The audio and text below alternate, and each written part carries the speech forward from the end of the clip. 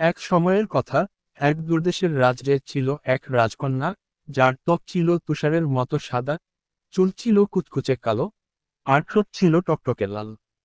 তার নাম রাখা হয় স্নো হোয়াইট। তার মা ছোটবেলাতেই মারা যান, আর তার বাবা এক নিষ্ঠুর ও অহংকারী রানীকে বিয়ে করেন।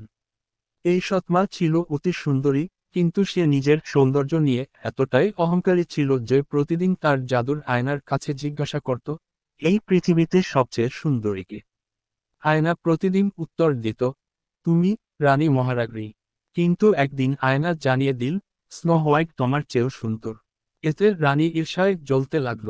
সে আদেশ দিল, এই মেয়েকে রাজ্য থেকে সরিয়ে দাও। রানী এক শিকারীকে পাঠালো স্নো হোয়াইটকে হত্যা করতে। কিন্তু শিকারীর মন বলে গেল, সে স্নো হোয়াইটকে বনে পালিয়ে যেতে বলল।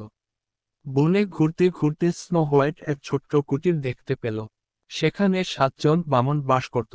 তারা দয়াপরবশ হয়ে স্নো হোয়াইটকে আশ্রয় দিল এবং বলল, তুমি এখানে নিরাপদে থাকতে পারো, তবে রানীর লোকদের থেকে সাবধান থেকো। রানী যখন জানতে পারল যে স্নো হোয়াইট এখনো বেঁচে আছে, তখন সে জাদু করে এক বিষাক্ত আপেল বানালো। এক বৃদ্ধার ছদ্মবেশে গিয়ে সে স্নো হোয়াইটকে আপেল খেতে দিল। স্নো হোয়াইট প্রথমে রাজি হয়নি, কিন্তু বৃদ্ধা যখন এক অংশ নিজে খেয়ে দেখালো, যেটা ছিল নিরাপদ, তখন সে আপেলটি কামড় দিল। মুহূর্তের মধ্যেই সে অচেতন হয়ে পড়ে গেল। বামনরা এসে দেখল, কিন্তু কিছুতেই তাকে জাগানো গেল না। তারা ভাবল সে মারা গেছে এবং তাকে এক কাচের কফিনে রেখে দিল। অনেক দিন পর এক রাজপুত্র বনের মধ্যে দিয়ে যাওয়ার সময় স্নো হোয়াইটকে দেখে মুগ্ধ হল। সে এতই সুন্দর ছিল যে রাজপুত্র বামনদের কাছে তাকে নিয়ে যেতে অনুরোধ করল। যখন তারা কফিনটি সরাচ্ছিল, তখন হঠাৎ স্নো হোয়াইটের গলায় আটকে থাকা আপেলের টুকরো বের হয়ে গেল, আর সে জেগে উঠল। রাজপুত্র আনন্দে তাকে প্রাসাদে নিয়ে গেল। কিছুদিন পর তারা বিবাহ বন্ধনে আবদ্ধ হল, আর রাজ্যে আনন্দের বন্যা বয়ে গেল। রানীর জাদুর আয়না যখন বলল যে স্নো হোয়াইট এখনো সবচেয়ে সুন্দর, তখন সে দেখতে গেল রাজকন্যাকে।